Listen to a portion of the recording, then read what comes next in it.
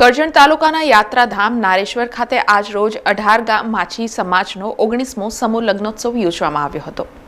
કરજણ તાલુકાના યાત્રાધામ નારેશ્વર ખાતે 18 ગામ માછી સમાજના 19મા સમૂહ લગ્નોત્સવમાં 22 જેટલા નવ દંપતીઓએ એક જ મંડપ નીચે સપ્તપદીના ફેરા ફરી પ્રભુતામાં પગલાં માંડ્યા હતા।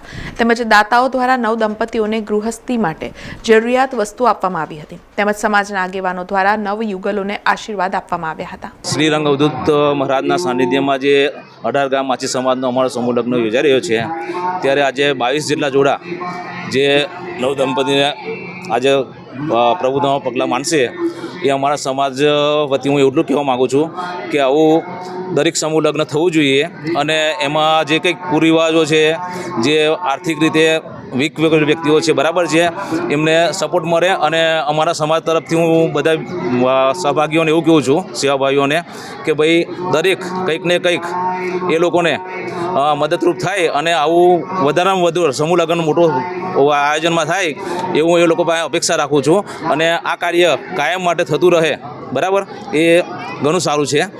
સતત કેટલા વર્ષથી આ સતત અમે અહીંયા નારેશ્વરમાં 3 વર્ષથી થઈ રહ્યું છે। હા, ને અમારો 18 ગામ માછી સમાજનો આ 19મો સમૂહ લગ્ન છે। કેટલા જોડા છે? અત્યારે 22 જોડા નવ દંપતી છે, મતલબ કે સમાચારોના સતત અપડેટ માટે TNN ન્યૂઝને YouTube પર સબસ્ક્રાઇબ કરી બેલ આઇકોન પ્રેસ કરો અને અમારી સાથે જોડાયેલા રહો Facebook, Instagram અને Twitter ઉપર।